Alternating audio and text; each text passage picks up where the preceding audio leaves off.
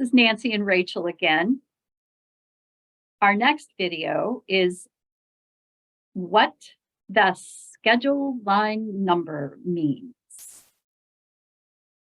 Rachel, you did a great job of explaining the time schedule to us earlier, and there was this schedule line number that we promised students that we would give them more information. So how do I find that?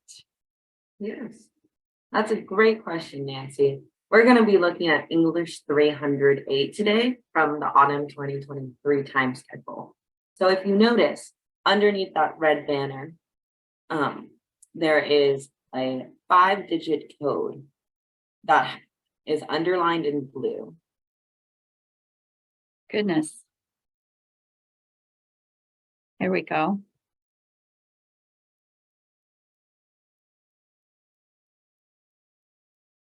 Yes, the 5-digit code underlined in blue. Perfect, we found it. And if you click on that, it'll bring you to the time schedule, or excuse me, the SLN page, the schedule line number page for this course. And this will have the most in-depth information about registration for this course and other important details. So let's walk through it from the top to the bottom.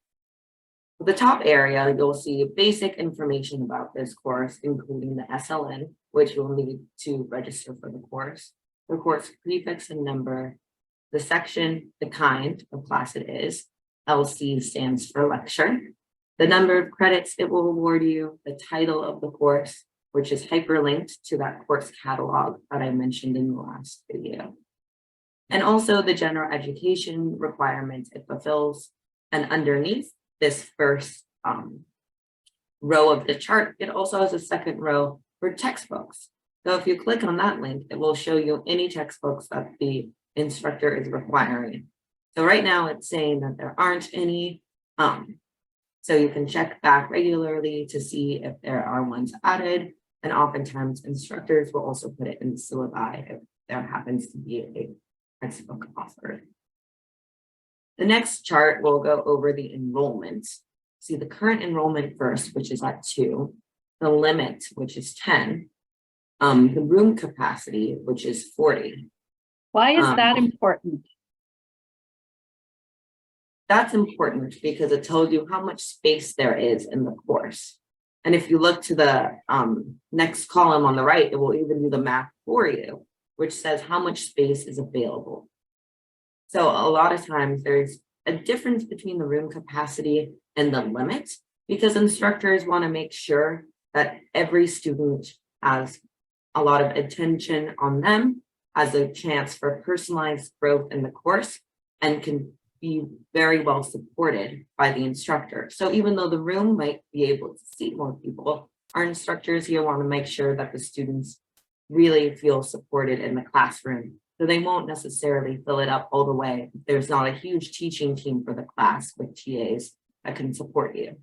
So if you see that difference between room capacity and the limit, it's just because they want to make sure you're feeling supported in the classroom. So you can check on the space available if you're ever confused to double check on how much space a course has left. And next to status, it will also say open or closed if depending on how much space is available as well. So if you ever get confused, yeah, of course, that's a great question. I've always wondered about the difference between the enrollment limit and the room capacity. So thank you. Yes, of course. And if you're ever confused, you can, of course, reach out to us. But also a great way to know is that status and that space available, because that will let you know if there is space for you in the course at the moment.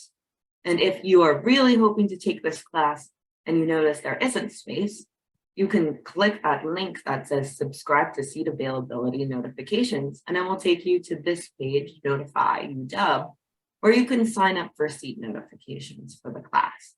And it will give you a step-by-step little guide on how to do that and help you out. As you can see, there are some agreements that you have to go through and agree to. Yeah, but this is a great tool for you in case a class is full. Essentially, you put in your email or your number. And that way you will be notified once there's open space in the course and you'll have the opportunity to register. This does not verify that you will get the open spot, but it is a great chance to get into a course depending on if you're just the first to luck out in that situation. And then underneath that chart, you see the course meeting times, days, time, location, and the instructor. Hyperlinked to the location, the room number or the room prefix is going to be a map of UW, which is really cool in case you are directionally challenged like I am. This will show you where the room is in perspective of UW. So that way you can find it depending on if you are coming from a different class, maybe you're coming from a parking lot, if you're off campus, wherever you might be. So that's a really great tool as well. And lastly, go ahead. Isn't it great, Nancy? No, I love that campus map. Yeah, it's so wonderful. I know. And then the last and final little chart we have is the course notes. And this is going to be probably where your eyes go to first when you open an SLN page, because this is one of the really, really special things about the time schedule. This has all of the information about registration that you could ever want. The first thing we see for the English 300 course notes is that it's offered jointly with another class. It's GLITS 311B. And Nancy, if you want to open up that hyperlink and see where that takes us, it takes us to another SLN. And this is really great because if a course that is offered jointly with another course is full, so let's say you wanted to take English 300A, but it was already filled up, you can use this offered jointly class as long as there's no registration restrictions that apply to you and register for this instead. And you can see that even GLITS 311 is cross-listed with another class. Wow. Yeah, so you have a lot of capability to register for this class, even if it looks like there might not be a ton of space in English 300.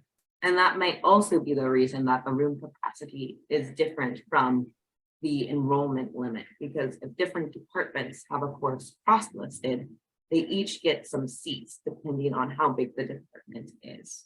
I see that it's cross-listed with a graduate level course. Could I register for that as an undergrad? You could technically register for that.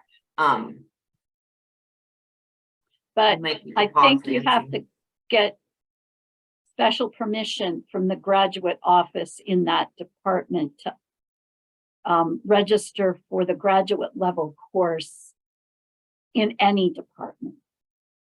Yes, exactly. You would need to go to the graduate office and get permission to add that course just because it is listed as a graduate course, even though it is cross-listed with undergraduate courses.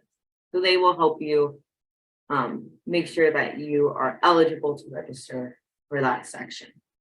Thank you. Yeah, that's a great question, Nancy.